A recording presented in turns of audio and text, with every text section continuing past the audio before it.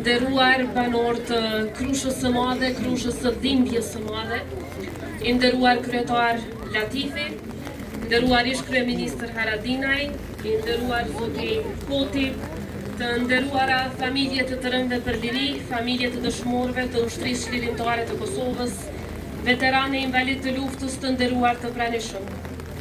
Kur në një fshat vriten kaq shumë njerëz të pafajshëm e derdhet kaq shumë gjak, ai nuk është më vetëm një vend në hartë, por është një dëshmi e përjetshme dhe një betim i përjetshëm. Ky vend është Krusha e Madhe. Sot qëndrojmë në Krushë të Madhe, aty ku dhimbja është gdhendur në çdo gur, në çdo prag shtëpie e në çdo zemër që rreth për drejtësi. Para 26 vitesh, ky fshat u godit nga një prej krimeve më të tmerrshme të regjimit gjenocidal të Serbisë.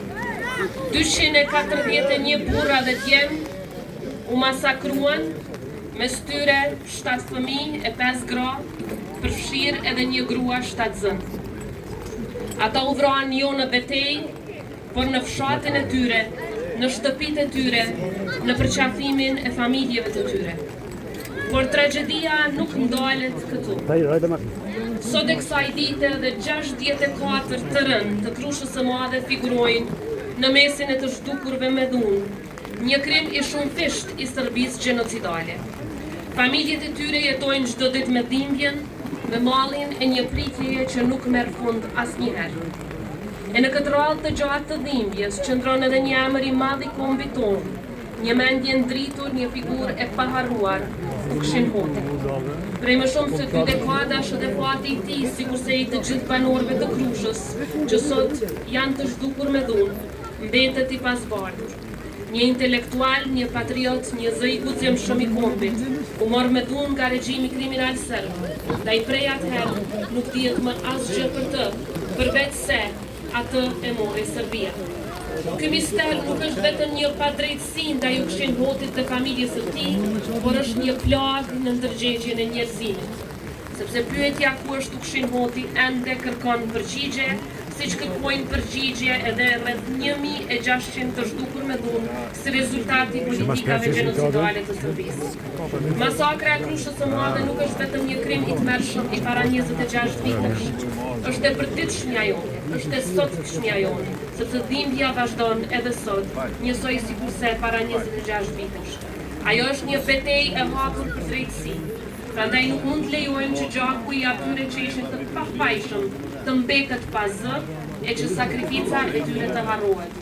Ne nuk duhet të heshtim, ne nuk duhet të ndalemi, nuk duhet të lejojmë që drejtësia të honohet pafundësisht, sepse drejtësia për Krushën e Madhe është drejtësi për të gjithë ata që dhanë jetën për lirinë tonë, për heronjtë e UÇK-s dhe për martirët e lirisë.